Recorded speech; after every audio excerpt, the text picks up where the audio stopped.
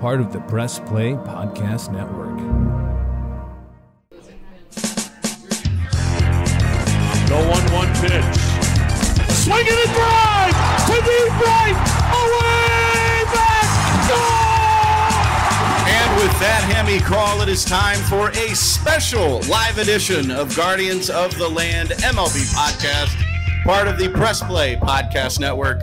I am Mike Voorhees. To my right is the Grand Wizard, Brian Shaw. Special shout out to our producer this evening, Moonman. Thanks, Moonman. And then also a special shout out to Ziggs for hosting us tonight. Absolutely. Here in Parma, Ohio, with a lovely crowd this evening to bring in this special event. The All-Star Game, 3 representatives from the Cleveland Guardians. Jose Ramirez, who was in the home run derby last night. Yes, he was. Andreas Jimenez, who came over in the Francisco Lindor trade. And he's starting at second base, batting 8th tonight. Emmanuel Clase, who came over in the Corey Kluber trade. A couple of trades that people hated at the time. And they worked out immensely for us. So shout out to the Guardians front office for, again, fleecing other teams. They don't lose trades. No, they don't. They haven't lost a trade. I think I actually just saw kind of a breakdown of WAR, win above replacement, of the trades that they have made. And they really haven't lost a trade since Johnny Peralta to Detroit. And they did kind of lose the Yandy Diaz trade. That's fair. I mean, those 2 trades, yes. The Yandy Diaz trade, I think they would like to redo if they could. Jake Bauers was supposed to be better than what he was, unfortunately. But also, you have to keep in mind, that was a salary dump to get rid of Edwin's contract and bring back Carlos Santana. But let's not rehash that old stuff. Oh, absolutely not. We have a team with a winning record right now. 46-44 at the All-Star break. They're 2 games back of the Twins, who are in first place. And then if you want to look at the wild card, 2.5 games back on Toronto right now from the wild card. Absolutely, and obviously Major League Baseball adding that 3rd playoff spot, that wild card spot. So that could be huge for the Guardians, but like you and I have talked before, Brian, we're saying division. I think that's the easiest path. Yes. The AL East seems to be loaded. They have all of their teams right now above 500. Maybe they beat themselves up, and there's other teams that are allowed to squeak into that wild card spot. But it does seem like the best path is through the division. The Twins only being 2 games ahead of the Guardians right now. We play them a lot at the end of the season. We play the Royals a lot at the end of the season. Seems like we've had the Twins' number so far this year. If you remember, there was that broadcaster after the 2 walk-offs back-to-back. Yep. That was just, he had it. He said, I am done with the Cleveland Guardians. We have had enough of them and their walk-offs. And so they have been an exciting team. If you haven't been paying attention, and, you know, I get it. It's July, and some people don't start paying attention to baseball as it starts to get into August and September. Yeah. But if you haven't been paying attention, these guys have been dubbed the Guardiac Kids. Yep. After the Cardiac Kids of the Brian Sipe era Browns, because of their comebacks, because of they're never out of it. And a couple of those games have been against the Twins. The person on your shirt, the where this shirt was designed from, Josh Naylor, I want all the smoke. He hit a grand slam to tie the game, and then a 3-run home run in extra innings to win the game. Yep. They are never out of it. They're an exciting team. They're a young team, the youngest team in Major League Baseball. So the future does look bright. It does. So, Brian, we're going to talk about how we've gotten to where we are. As you said, the Guardians 46-44, but these last 17 games have been rough. A couple of weeks ago, we were very excited. Around Father's Day, they had beaten the Dodgers. Yep. They were beating good teams. And then they got swept by Boston. They had a struggle series against the Yankees. But when we looked back at that on our last podcast in hindsight, when we had said, look at who they're going to play, and they went 7-7 over that stretch. Right. And we had thought, okay, if you had said that to us before, if they would go 7-7 against the Dodgers and Yankees and Red Sox and Twins in there as well, we would have taken that. It was after that things started to not look great. No, we took getting swept by Detroit was a tough one, and that stings even more given that you're just 2 games behind the Twins now. If you even just split that series, Yeah. you're tied. Well, You're and then tied going into the All-Star We break. lost 2 of 3 to Kansas City. Those are beatable teams and teams that they should be beating. Right. We split with Chicago, so we won 2, they won 2, and then we sweep the Tigers. Interesting. And then one of those games got rained out. It's going Right. to be rescheduled for a doubleheader, which I thought was an interesting decision because there is a mutual day off before the series starts. Because I'm starting to have a problem with our doubleheaders. Me too. Because not just because of they're playing 2 games in one, but it seems like they're actively throwing one of those games. Yeah, when it's a bullpen day or when your starter only goes 2 innings. Or when against the Yankees in that first game, all 3 pitchers that played in that game were off the team the next day. Yeah, DFA'd very next day. Or on the injured list, injured in quotes, Yeah, injured.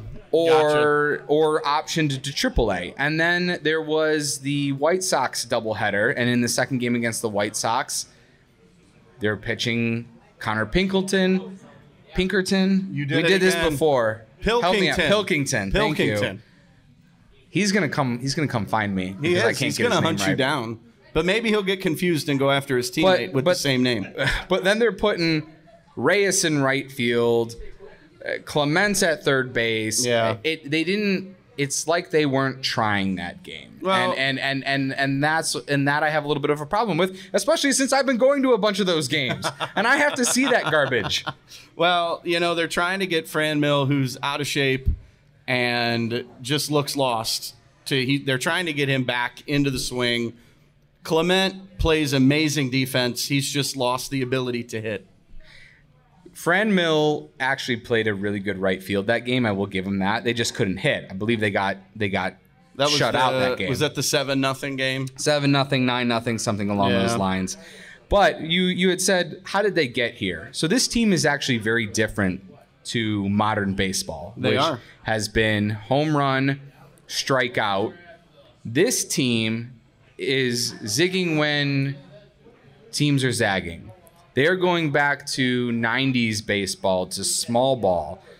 I've brought up these numbers before, but it's been about a month, and I wanted to see if they were still close to where they were. Okay. The Cleveland Guardians have the least strikeouts in Major League Baseball. Still. Wow. They're 6th in doubles. They're 4th in triples. They're 5th in the American League in batting average. They're 1st in the zone contact. They're 1st in out of the zone contact. They're 2nd in the lowest first pitch swing percentage, meaning they're taking first pitches. They're not swinging at those. Right. They have the lowest whiff rate in Major League Baseball. But one thing that they are lacking is a little bit of power. They're lowest in the hard hit percentage. But they're also 4th in opposite field hits. So they're putting the ball in play. Yep. They're putting it where the defense is not. And maybe they're not making the hardest contact, but it seems to be working right now. Let's keep in mind that at the beginning of the season, nobody believed in this team. No. They were picked to be last in the AL Central. They were. I was not one of those people. And I had said I wasn't either. they were a good team last year up until Bieber got hurt, Savali got hurt, Plesac got hurt, Naylor broke his leg, and Franmil Reyes got hurt. Yep. Those are 5 of your key players. They were 10 games above 500 before basically that point. They tailspinned a little bit, and then they stayed at 500 the rest of the way. It was their first losing season by 2 games since 2013. So I do have faith that with the upcoming trade deadline that they're going to make some moves. We'll talk about that in a little bit, but that's who this team is. It's a very different baseball team than what current Major League Baseball is. Well, and this team has been known for its pitching, right? Like the Guardians have always had very good pitching. Bieber, Savali, Plesac, Quantrill, McKenzie, those 5 are usually amazing. And it hasn't been so much. No. Not this year. They're struggling a little bit. They're middle of the road. I pulled a bunch of stats. They're roughly between 10 and 15 in several statistical categories. But what has really hurt them recently is the fall of the bullpen. And the bullpen has gone from being about a month ago, at the end of May, early June, the bullpen was ranked 4th in ERA. They're now 11th in Major Yeah. League Baseball. And I think I'm going to say that it's because they're tired, because we've had all these rainouts And doubleheaders. I think the And bullpen several games in a row. Not just rainouts and doubleheaders because of rainouts, but let's remember that the first week of the season was canceled. Right. And they said, we're just going to make up those games. That's why you had a 5-game series against the Twins. Yeah, and then you'll have what? I think we have a 6-game series with Kansas City to end the year. And it's just the It's scheduling an opportunity to make up ground because Kansas City's going to be sellers at the trade deadline. It's They an are. opportunity to make up ground. They are, but this bullpen is battered, it's bruised.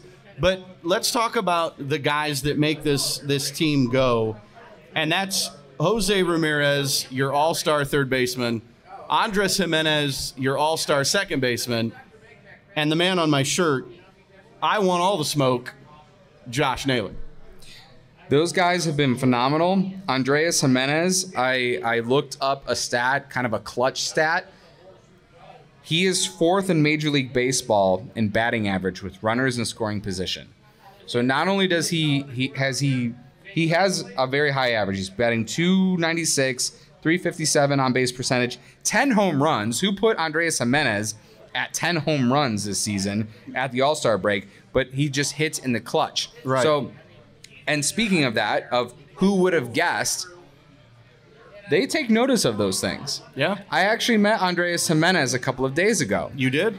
and I had noticed a trend with them. They make a little gesture as they're trotting the bases when they hit home runs. They do their little Franmil Reyes rocket, Right. and then they gesture towards the ground and make a little like low bridge kind of gesture. So I asked him what that meant. I said, "Can you share that? Is that like an in the team thing, or can you share what that is?" He said that means we're too small. We're too small to hit home runs. Wow. So when they hit home runs, they're basically telling the rest of Major League Baseball, we're too small to hit home runs. Well, Andres Jimenez has been such a welcome addition to this team. I think I called his success. You did. When you were we all over started. it. You were all over Andres Jimenez this year. I will give you that because I was not. At this time last year, Andres Jimenez was in the minor leagues. He had was. gotten optioned and sent back down to the minor leagues. So that is also another example of you just don't give up on guys right away. He last year he was figuring out his leg kick and changing his batting stance. Right. And he needed that offseason to figure it out. So guys that are struggling, you sometimes have to give them time. And speaking of which, Miles Straw has turned it around in the month of July. He had a very, very poor June. And why do you think that is, Grand Wizard? Why is he turned his season around? Well, it could be because the pressure is off of him out of the leadoff spot. I thought he would have come around anyway, but I'm sure that is part of it. So Miles Straw batting .265, .346 on base percentage, and 5 RBIs in the month of July. And you might say, well, Jose Ramirez had 5 RBIs in one game. That's his most in a month, and we're only halfway through the month. So that just says he's coming out of it. And if he can start to hit, and he seems to be hitting in the clutch more recently and helping this team out. And then who you'd mentioned, Mr. Steven Kwan, one of our great rookies this year. Right. He has come on and in the leadoff spot, batting .298 since he's been there. And I think that was probably the greatest decision the Guardians could have made. And you called it. They should have made it 2 weeks sooner. They should have. But Tito, we know that Tito does things on his own timeline. He always has, and he forever will. He's a little late sometimes, and this is one of those times where I'm sure he's kicking himself going, I probably should have done it sooner. We might be winning more games. But it's okay. And let's, since we're doing a kind of a recap of where we are, how did we get here? A lot of people had said, well, I'm tired of seeing the same old.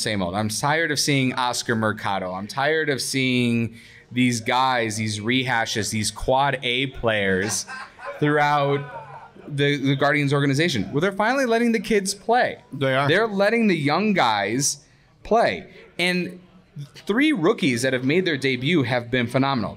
Back to Steven Kwan, 116 pitches, before his first swing and miss. And that's insane for a rookie. And we forget about that because that was at the beginning of the season. Then we had Oscar Gonzalez make his debut, who is unfortunately currently injured.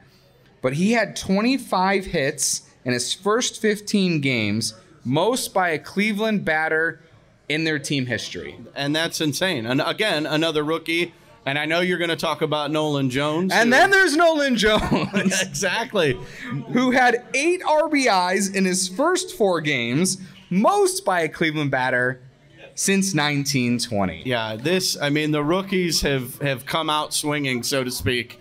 I mean, this team is being led. It seems like it's a different guy every night. Yes, it's Jose it's Jose. He just signed an extreme contract to stay here for the next 7 years. We know Naylor can do it some nights. We've seen it. He headbutted Tito Francona after a home run. So Naylor's been another guy that has been extremely clutch. He also has a very high batting average in those runners in scoring position, but he's second on the team in home runs. In July, he's batting .324, 4 home runs, and this is coming off a devastating leg injury. Let's remember that. I didn't have any expectations for Josh Naylor coming into this season because when a guy dislocates his ankle, compound fractures his leg in both his tibia and fibia, right? What can you expect from a guy after that? That was one of the most gruesome injuries I think I've ever seen. And I remember watching that game, and it was like the air was just completely sucked out of the stadium. Yeah, and then you wonder why they lost several games after that. Yeah, I think like that stuff matters. So when the national guys were saying that this team was going to be last in Major League Baseball in the AL Central, I didn't believe it because they were bringing back a lot of guys. They were bringing back a lot of players. We've also been extremely lucky to avoid that major injury. We've lost some guys here and there for a week, maybe 2 weeks, not including Aaron Savali. But none of our major stars on offense have missed a bunch of time. No, and this team goes as Jose Ramirez goes. Oh, my goodness, yes. He had his little thumb sprain, thumb jam. It seemed to slow him down. He said it didn't matter. That wasn't impacting him. Jose goes through ebbs and flows, and I'm sure teams are pitching him different. I'm shocked anybody pitches to him at all because it seems like he makes them pay more often than not. But I think teams are going to pitch to him less going forward. But if they do, who usually bats after Jose? Josh Naylor. That's Josh Naylor, and you've seen the damage that he can cause. So, once again, this Guardians lineup from top to bottom right now, maybe with the exception of Austin Hedges, is hitting the ball extremely well. But even Austin Hedges this week, the week before, yeah, he had a couple doubles in him. Exactly. A couple of balls off the wall. It wasn't just who'd have thought home run or strikeout for him. Right. Who'd have thought he's not just a defensive catcher. But what if I told you they could trade for somebody that could improve that position? Well, the trade deadline is coming up here in 2 weeks. But what if I tell you there's an in-house option that might be even better? I don't think he's ready. I know who you're talking about. I don't think he's ready. I do. I think he only has had a short time in AAA so far. I think he needs a little bit more time. Well, I didn't think Nolan Jones was ready, Oscar Gonzalez was ready, or Stephen Kwan was ready, and they've proved me wrong. That's fair. Do we want to leave it there? Do we want to tease it now, take a little bit of a break, and come back? I think we should tease it. A good tease is always good. All right, we'll talk about who that is. We're going to talk about what this team should do at the trade deadline. And then I have a very glaring stat with the pitching staff that needs to be fixed immediately if this team is going to be a contender for this season. Well, that and so much more. But we'll be right back. Give us about 10 minutes, maybe 15. 10, 15 minutes, we'll be back. Don't go anywhere.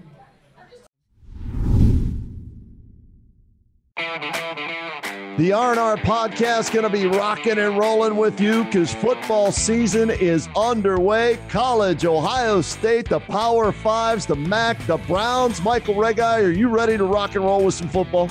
Kenny, I've been ready. This is our time of year. This is what R&R is all about. We're going to be with you every week. Kenny just said it. Browns, NFL, Ohio State centric. So you got to stay with us all fall and winter long here on R&R.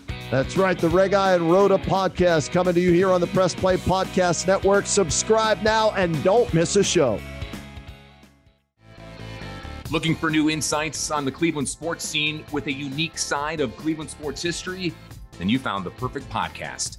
I'm John Sable. And I'm Scott Sable, and we're hosts of the Sable Brothers on the Baseline podcast, a podcast about Cleveland sports, but not your typical podcast about the land's sports teams.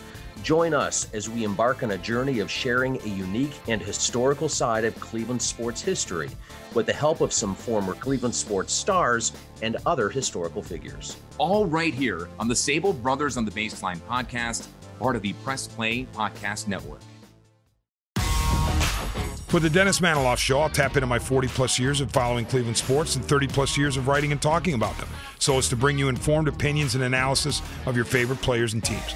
I also will monitor the national sports scene and, when warranted, step out of the toy department and into the real world. And I'll always be on the lookout for special guests. By all means, join us.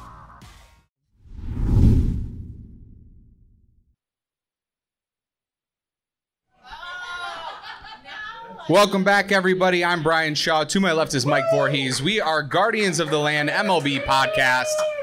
This is our second half of the show. Thank you, folks of Ziggs. Thank you for that round of applause. We are also live on Facebook at Guardians Land. If you want to find us on Facebook, you can find our podcast anywhere you find podcasts. On Spotify, on Apple Music, on Apple iTunes, all those places that you find podcasts. Had to get a little dinner in me and a beverage, but thank you for coming. Thank you, everybody, for coming today. And thank you to Ziggs. Thank you for Ziggs for having us. This has been a good experience so far. You can't forget Moon Man. And thank you to Moon Man for doing the audio. So before we went to break, we were talking about where this team is, how they got here, and now we are at the MLB All-Star Game. 3 representatives from the Cleveland Guardians: Jose Ramirez, Manuel Clase, Andreas Jimenez, and last night, Jose Ramirez represented the Cleveland Guardians in the Home Run Derby. And what a home run derby it was. He took on current Washington Nationals outfielder You Juan hit the Soto. current hard there. I did, because he won't be. You're right. In a few weeks. You're right. But he turned down $440 million. Is that correct? Unbelievable. That's stupid money. $440 and he's going to say, well, and you know why. I'll say why. I'm not afraid. The Washington Nationals are one of the worst teams in baseball. They don't have a deep pool of prospects. The team is kind of fading. He doesn't want to spend the rest of his career with a team that's not going forward. So do you think he'll take less money to play elsewhere? Oh, absolutely not. I think he's going to... He still wants that $440. He's going to get a huge contract, and it's going to be one of those Fab 3 teams that have the bank account with unlimited funds. It's either going to be the Dodgers, the Yankees, and I'll throw a wild card team in, the Chicago Cubs. Interesting. I don't think the Cubs are ready for that yet. But we'll talk about that a little bit later. But let's talk about Jose. Let's talk about this home run derby. So Jose started the night with 17 home runs. It wasn't a great performance. No, it was. He got out of the gate a little slow, but then when he got hot quick and just started hitting them out. But if he wasn't going up against Juan Soto, he would have advanced to the second round. He would have, but in most cases, unless he was going up against the gentleman from the Dodgers. Well, not Dodgers. The guy that stole the show, in my opinion, Seattle Mariners rookie Julio Rodriguez, who hits a total of 81 home runs. Who's probably your rookie of the year? Oh, hands down. Unless one of our Guardians decides to just blow up in the second half and Rodriguez falls off the face of the earth. That's what it's going to take. That's what it will take. After that showing at the home run derby, I think all the writers are going to be He is a stud, and watch out, Seattle. They've got a good one. So Juan Soto was your winner. I thought the best part of the night was when Albert Pujols upset Kyle Schwarber. I hate Kyle Schwarber. I do too. Yes. He's from Ohio, but I can't stand him. How do you really feel? I hate Kyle Schwarber. We have a fan. Yeah, a fan walking by said the same thing. I'm not a fan either. I didn't like him when he played for the Cubs. And there was a rumor that we were going to sign him in the offseason. He's an Ohio guy. I wanted absolutely none of it. He's an Ohio guy. They thought maybe, and I was pleading that the Guardians would not sign him, and thankfully they didn't. He probably just would have bashed us anyway and said that we don't spend money, just like Jock Peterson did. Jock Peterson is having a good season. Yeah, well, good luck to him. Well, we've talked about that before. He's having a good season, but how about the Giants? Because they're not. Do the Guardians have a better record than the Giants right now? I believe that they do. They may have the same record, but we're going up and the Giants are going down. So either way, that whole thing annoyed me because it was based off of a payroll number that was only current contracts before arbitration, before it was basically only the like 4 players that they currently had under contract. Like, we'll be honest. So the Guardians don't have the $200 million payroll. Their payroll currently sits, I think, just north of $90 million. Yes, but at the time Jock Peterson was bashing us, he was claiming it was like $30 million. Yeah. Which, like I said, that was only just for current players before arbitration, before the rookies, before pre-arbitration players. It was basically for Jose, Brian Shaw, Luke Maile, Austin Hedges, and that might have been it. Well, I will say this. I will take a shot at Jock Peterson right now. I hope he enjoys watching the postseason from home, because he's not getting there with the Giants. He could have if he came to Cleveland, but he didn't. So he'll sit at home. On his piles of money. That's fine. Whatever. You can live in your mansion, your maid, your butler, all that stuff. That's great. But he's not going to get a World Series ring. So this team, if we want to see them get to that postseason, yeah, we feel like they have to improve in some spots. They do. And we had talked about the pitching staff before the break, and I had said that there are some glaring errors or glaring holes in this pitching staff that has put them into the middle of the road of not just starters but relievers. When you expected them to be a top 5 rotation, a top 10 pitching staff, but they're kind of middling around 10 and 15. And here are some stats why. And I feel like they got to figure this one out quick. Okay. Because I don't think they can continue to win at the rate that they have. And maybe this is why they've been on a bit of a tailspin as of recent. But given some of these stats, when I saw them, they were rather shocking to me. So they are the pitching staff. Worst in Major League Baseball for barreled balls. Yeah. Batters are barreling the Guardians pitching staff more than any other team in Major League Baseball. Our pitching staff has been hit extremely hard. They're the 6th worst when it just comes to hard hit percentage, which isn't a barreled ball, but hard hit. They're 4th worst in solid contact. They're middle of the road when it comes to whiff rate. So they are getting guys to swing and miss an average amount of time. Yes, but middle of the road isn't something to write home about. No, we wanted this to be a top 10 pitching staff. But one more that really, really hurts them. They're 4th lowest in edge pitches of the strike zone, meaning where they're locating their pitches. Basically, the reason they're getting crushed is because they're leaving too many balls over the plate. They need to be peppering the edges. They're leaving too many out over the plate, and that's been causing some issues. Now, last time you and I talked, we were saying, this was at the beginning of July. It was July 1st or 2nd, so it was before 4th of July weekend. And Tristan McKenzie was struggling quite a bit. And we were even talking about he might have to make a stint down in AAA to figure it out. And maybe they could bring somebody else. He must have heard us, because since then, Tristan McKenzie has had 3 starts, pitched 21 innings, given up 0 runs, and has 23 strikeouts. Yeah, Tristan McKenzie's figured it out. Shane Bieber is slowly, I think, turning the corner. I don't think he's not going to be the Bieber of old, but I think he's close. That complete game was huge, especially for the bullpen. For him. And I had just tweeted out that Bieber doesn't look like Bieber. Like you said, he doesn't look like the Bieber of old. He just wasn't getting past the 6th inning. The 7th inning seemed to be really hitting him hard, but then he goes out and pitches a complete game. So they could be turning it around. Maybe. But those stats I feel like are very glaring. You cannot be the bottom 5 teams in Major League Baseball in terms of where you're placing your pitches and how hard you're getting hit. Because eventually a lot of those are going to start going out of the ballpark. Well, and so we've only talked about 2 of the 5 starters. What about the other 3? Currently, Aaron Savali is on the 15-day DL for this, or the 15-day IL for the 2nd time this year with a sprained right wrist. That's tough because he was slowly beginning to get better. He was coming back, and it didn't look like he did anything. I listened to the manager's show with Terry Francona, and he said it was a little sore his previous game against the Yankees, and then he pitched a curveball, and he just felt something in his wrist. They did an MRI, and he had a wrist sprain. So he's shut down for a little while. Hopefully that's not too long, given we have the All-Star break. Right. So there is that extended period of time. What I thought was funny that night when he left the game after the 1st inning, all of Twitter blew up that, we had traded Aaron Savali.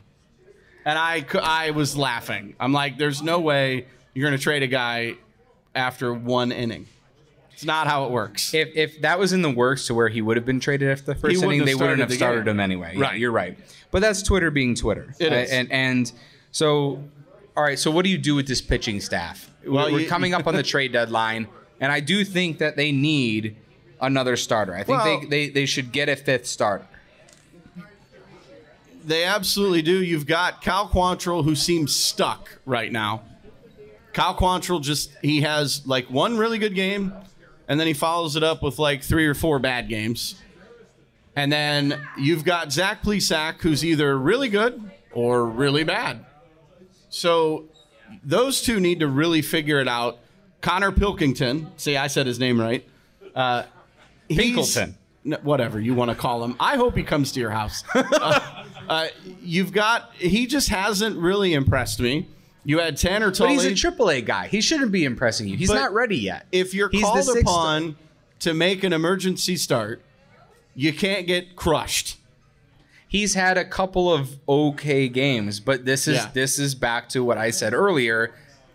I feel like they're just throwing him away. They're throwing him to the wolves and saying like, hey, good luck out there, kid. Go eat up some innings and make sure our bullpen doesn't get taxed. Well, then you've got Tanner Tully, who pitched out of the bullpen. He's been a starter in Columbus. Well, then the team designates him for assignment. I haven't heard where he is now. I think he did get picked up by the Giants. That was Alex Young. Oh, sorry. Alex Young. Another pitcher lefty that got DFA'd and then picked you had Kirk McCarty, he came out, pitched, was DFA'd, goes to Baltimore, pitches a game, gets DFA'd, and Cleveland's like, you know what? Why don't you come back? They did the same thing. That with sounds like Mercado. Oscar Mercado, yeah. Who got cut, went to the Phillies, got cut by the Phillies, called back by the Guardians, and then cut by the Guardians again. And now he accepted a AAA assignment. Yes, he's back down in Columbus. Maybe he'll figure it out. Who knows? So who's on your wish list here for the trade deadline? In 2 weeks. 2 weeks. We're going to have new Guardians members. We are. Who's going? Who's coming, Mike? I would like to see this team shore up the bullpen a little bit.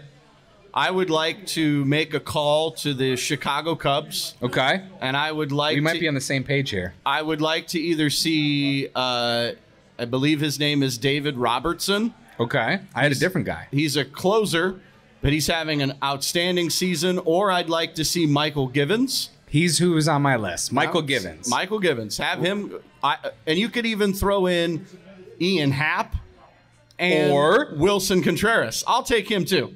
You read my mind, Mike. Oh, that's weird. I know you wanted a catcher. I know you wanted Wilson Contreras. Much time together. So I was going through the list of players that we could kind of pilfer from the Chicago Cubs, and they have a few guys that really fit. I don't want just Wilson Contreras. Nope. I know he fills a huge need, but he's a free agent at the end of the year. That's not their style. No. But if you could give us Contreras, Givens, and Ian Happ, 2 of which have arbitration years for next year, so they would still be on the team for next year. I like that trade. You get an outfield, and a reliever, Robertson. and a catcher. Give me Robertson, because then that gives us another bullpen arm. Yeah. So how much you got to give up for all that? Well, we have a plethora, and I use that term loosely, a plethora of young infielders down at different levels, AAA, AA, and even single A. I wouldn't mind packaging, if we have to send them a major league player, I know it's going to hurt you, but Don't even say it. I'm okay. I'm going to tell you no. I'm okay to say goodbye to Amed Rosario. I'm not. I know that's your boy. I know you like him a lot. I have not been high on Amed Rosario. Okay. He's having a great year. Yeah. I'll give you that. And are you going to get anybody better? But if you're going to get better by getting Contreras, Happ, and possibly 2 relievers, then who plays shortstop? Andres Jimenez. Who plays second base? Owen Miller. Okay, I can go all day here. All right, fine. Then Naylor plays first. But Amed Rosario is hitting 291. He is. He hit 360 in June. He did. He hit 308 in July. Are you going to find a better batter right now on the trade market? No. No. I don't so think why so. would you trade away one of your best hitters currently, who's one of your hottest hitters? I understand that you're saying because you can upgrade other positions and the trade-off is that, okay, you get better at catcher, you might get better at outfield, and then it's a trade-off because Owen Miller moves to second, Jimenez moves to short, Naylor's at first base, so on and so forth.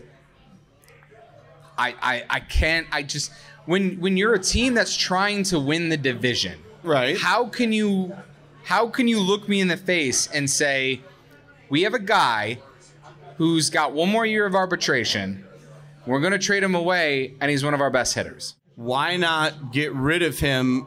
I thank him for his service. I thank him for everything he's done, but he's not going to re-sign with Cleveland. He's going to go elsewhere. Why not use him in a package that brings you other better players?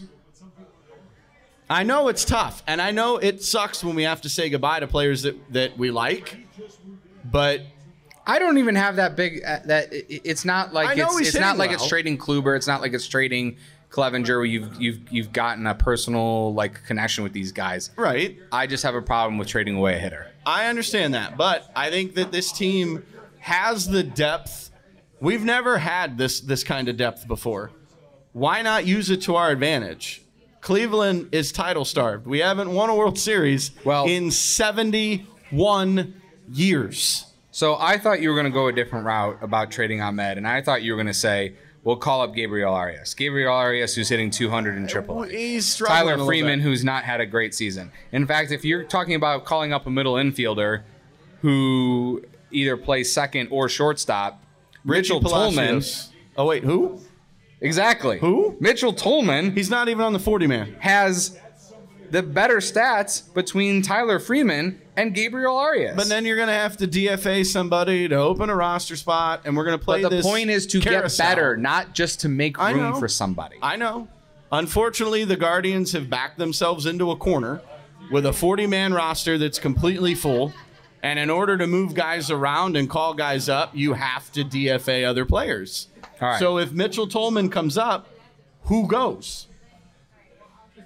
I'm not saying call up Mitchell Tolman. Well, I'm just saying. But my argument is because Mitchell Tolman is your next best in line, you don't trade Rosario. Well, the argument is you made the argument for me. The argument isn't to call up Mitchell Tolman. No, we're not calling. If we call him up, I'd be shocked. But I have one more guy on my trade list. Who's on your wish list? Well, other than the please Santa, I've been really good this year.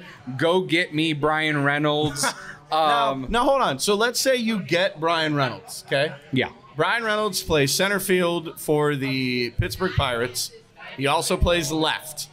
Who are you giving up, and where is Reynolds playing? I don't know what I have to give up. If I'd be fine with giving up lots of middle infielders that we have a plethora of. And Pittsburgh needs some. You can move Quan to right. You can platoon him with Gonzalez. You do have too many outfielders now. That is something that they with all this talk about middle infielders for this team and how many middle infielders they have, none of them are actually ready. We just named off 3 who are top prospects, but they're not actually Major League ready. We have a bunch of now Major League ready outfielders, it has been a position of need for them for so long. Now you almost have too many guys because you have Oscar Gonzalez, because you have Steven Kwan, because you have Nolan Jones. You have a slew of guys out there. So do you potentially still make a trade? You asked me, what do we do if we trade for Brian Reynolds? Well, what do we do if we trade for Ian Happ? I think Ian Happ moves to left. I think Kwan moves to right. Isn't that what I just said about Brian Reynolds? I think it would be easier to get Happ than Reynolds. That's the only difference. Sure, it is. But Brian Reynolds is the far better player. Oh, by far. And like I said, this is my Santa wish list. I've been a really good boy this year. Please get me Brian Reynolds. Can I give you one name of a current Guardian that I wouldn't mind trading? Go ahead. Franmil Reyes. I don't disagree. Franmil's had a really, really tough season. He is out of shape. He is out of place. He is a defensive liability. And then you can move Josh Naylor, who has lost a step because of his injury, to DH. You have Owen Miller, who can play first base. You have Nolan Jones, who can play first base. Yep. So you have options there, and I that wouldn't hurt my feelings. I liked the trade when it happened. He strikes on a team that doesn't strike out. He strikes out all the time. He does. It's either home run or nothing with Franmil anymore. He's starting to come around. He has had a little bit of a better July. 246, 4 home runs, 3 doubles. Halfway through the month, 246 for Franmil Reyes. That's pretty good. It's not bad, but it's better than his 199 he was hitting there for a while. Very true. Well, so Brian, we're about 8 minutes from the start of 7 minutes now from the start of the Major League All-Star Game, which will take place at 8 o'clock. So what I'd like to do, how we can wrap things up tonight, I want to test your wizardry. Since I called you the Grand Wizard, because you're really good at predicting things, we're going to do a little second half predictions. Oh, boy. Hold on. So let's give a little precursor to this. So the reason he's calling me this is because I did predict weather for 14 years. Still do. I did predict Steven Kwan moving into the leadoff spot. You did. Be successful. When you wanted to pre-produce this show and send me the show notes almost a week early, I did. I said, would you hold your horses? You know they're going to go off for 10 runs here pretty soon because they got skunked. And they did. What happened? They did. They scored 10 runs. But in my defense, I'm a planner, so I like to plan things, and nothing was set in stone that I sent you. Would have thought you would have learned your lesson when you tried to send me show notes when they were playing the Twins. And the game was over. Yep. They came back and won. Well, I also fell asleep during Game 7 of the 16 World Series. So I digress. All right. So prediction. So prediction Tuesday. What do we got? Where do the Guardians finish at the end of the season? I think they fall short. I said it last. I said it with our fearless leader Chase Smith on the Chase Smith podcast. I just feel like they might fall short. I even though this whole time today I've been telling you why they're not going to fall short. Just something says to me they're not quite going to catch the Twins. They're not quite going to make it to that wild card. They're going to try, but I just have this feeling that they're not quite going to get there. If they prove me wrong, I will be elated. I will buy playoff tickets. I'll be there. All right. I just don't think that this year is their year. And I think they fall just a little short. I'm so glad our audio is recorded, so I cannot wait to hold you to that. Total wins for the Guardians. Ooh. I'm going to go at 88. Jeez. Okay. Wow. True or false, Jose Ramirez is your American League MVP. So I don't like the way the MVP is in any sport. Wait, no, hang on. Let me. Okay. I don't like the way the MVP is in any sport. The MVP is not the MVP. The MVP is given to the best player in baseball. MVP stands for most valuable player. Who is the most valuable player on any given team in Major League Baseball? That is Jose Ramirez. If you took Jose Ramirez off of this team is not very good. If you took Aaron Judge off of the Yankees, they might not have that many more wins. But Aaron Judge is probably going to win AL MVP. Okay. Who is your American League Rookie of the Year? As John Doss said, it should be Stephen Kwan. That was an incredible start by him, but it's going to be our runner-up of the home run derby. Oh, Julio Rodriguez. Okay. So now it's my time to prove you wrong. Ready? Of all the things I said? I'm proving you wrong. Okay. All right. Tell me why I'm wrong. Barring any major injuries, we will win the American League Central Division. Why? Because we own the Twins bullpen. That's the team we're chasing, right? What if they make a trade? Well, then we'll make a trade. We're going to get better. Okay? This team will make noise as a young team, but their inexperience will hurt them, and they will fall short of the World Series. Yeah, that's fair. I mean, if this they team, get in, but they don't if they go lost far. the wild card, I would. It's like the Cavaliers this year. They got into the play-in tournament. It was still exciting. You didn't expect them to be that good. If they can just get into the dance, that's a huge win. I'd be ecstatic. I'll go to all the games. There you go. if there's home games. We'll go together. I would be ecstatic. The Cleveland Guardians, I just feel like they might run out of gas. They might, but who knows? This team has done nothing but prove me wrong all year. You're right, and I've actually been the one telling you I know that don't sleep on these guys. Don't sleep on these guys. So, all right, the Guardians, last couple. The Guardians will finish with 91 wins. And that's enough to win the division. Correct. Okay. Jose Ramirez is, in fact, your Major League Baseball MVP.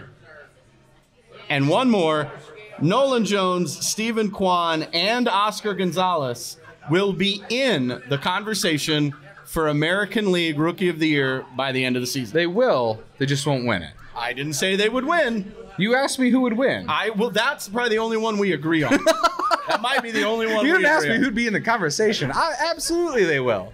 Well, Brian, I see on the television, the big television here off to my right, that your boy was just on the screen. Willison Contreras catching. Our time is running out. Brian, where can our wonderful listeners find us on social media?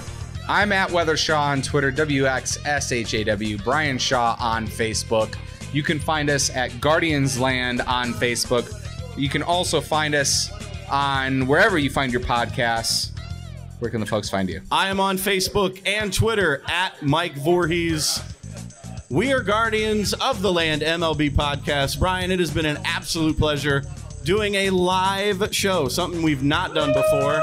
We should do this again. This was a good time. It was a rowdy crowd, a rambunctious crowd here at Ziggs in Parma. Thank you all for joining us. It was a pleasure having you. Thank you for listening to us ramble.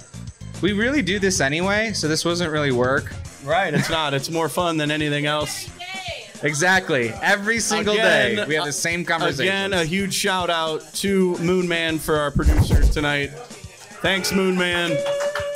And until we meet again, have a good night, everybody. We'll see you in 2 weeks.